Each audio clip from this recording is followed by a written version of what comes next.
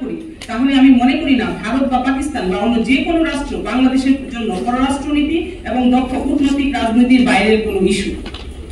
এত সহজ সমাধান আমরা গ্রহণ করছি না কেন? এর উত্তর সহজ ও জটিল। ভয়ভীতির উপর দাঁড়িয়ে ইতিহাসের একটি জটিল রাজনৈতিক সমীকরণ তৈরি করা হয়েছে। ইতিহাসের সত্যকে মেনে নিয়ে তাকে নতুনভাবে বিন্যস্ত করার সাহস জোগানোর বদলে একটা ভয় তৈরি হয়েছে। ভেঙে পড়ার ভয়কে ইতিহাসের মৌলিক ভিত্তি হিসেবে দাঁড় করিয়ে একটি নকল ইতিহাস বোধের মধ্যে আমাদের দাঁড় করানো হয়েছে। এখনো এই ভয়কে সঙ্গী করে বাংলাদেশের রাজনৈতিক ভবিষ্যৎ ভাবনা অগ্রসর হচ্ছে, অথচ সত্যিকার অর্থে এইভাবে দীর্ঘমেয়াদী সমাধান দৃশ্যমান নয়। 1971 থেকে 2024 এই যে স্বাধীনতার দ্বিতীয় গল্প তৈরি হয়েছে, নিজের দেশের ভেতরে যখন দ্বিতীয়বার স্বাধীন হওয়ার গল্প তৈরি হয়, স্বৈর শাসকের সাথে যখন মুক্তিযুদ্ধ জড়িয়ে যায় এবং সেই সূত্রে রাষ্ট্রের জন্মকে অস্বীকার করার প্রবণতা থাকে, তখন রাষ্ট্র প্রকল্প পুনর্বিবেচনা না করে পাশ কাটিয়ে যাওয়া ভবিষ্যতের সাথে আরেকটি অপরাধ বলে আমি মনে করি।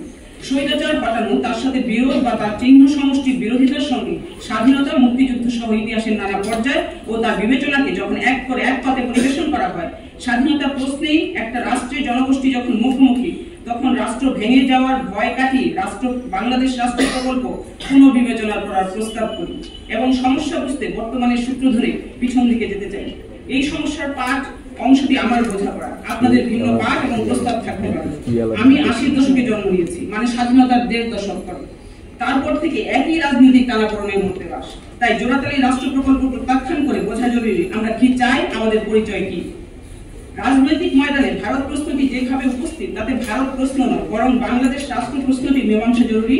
ইতিমধ্যে বলেছি, আমি এখানে ধরে নিতে পারি যে আমরা বাংলাদেশ নামক রাষ্ট্রটি স্বীকার করি এবং এইভাবে একটা আলোচনা করা যায় এবং হচ্ছে এবং হয় সাধারণত। কিন্তু এটা সমস্যা পাশ কাটিয়ে একটি আলোকিত আলোচনা, যেমনটা আমরা ইতিহাসে এতদিন শিখেছি। তাই আমি ভারত প্রশ্ন সমাধানে বাংলাদেশ রাষ্ট্র প্রশ্নের সমাধান করাই মূল কাজ বলে মনে করি। এই বোঝাপড়ার অংশ হিসেবে বুঝতে চাই বাংলাদেশ রাষ্ট্র ভাবনা কেমন, কেন ভারত প্রশ্নে বাংলাদেশকে বিশেষ অর্থে সংগ্রাম করতে হচ্ছে। ভারত প্রশ্নে বাংলাদেশের সাথে যে বিষয়ে সবচেয়ে বেশি সামনে আসে তা হচ্ছে ধর্ম। আবার ব্রিটিশ উপনিবেশ থেকে মুক্তির প্রশ্নে ভারতের জাতীয়তাবাদ প্রসঙ্গেও জড়িয়ে আছে ধর্ম শব্দটির সঙ্গে। ভারতীয় জাতীয়তাবাদ হিন্দু জাগরণের সমর্থক হয়ে ওঠে। এর বিপরীতে দেশভাগের পটভূমিটি জোরালো হয় মুসলিম জাতীয়তাবাদ প্রশ্নে। সেক্ষেত্রে বাংলাদেশ এই দুইয়ের মীমাংসা, কোন মীমাংসার মধ্য দিয়ে জন্ম নিল?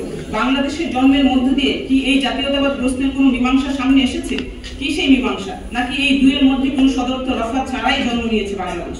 রফা হলে সেটি কি? তাই বোঝা জরুরি মুসলিম জাতীয়তাবাদ প্রশ্নের মীমাংসা কি 1971 হয়েছিল?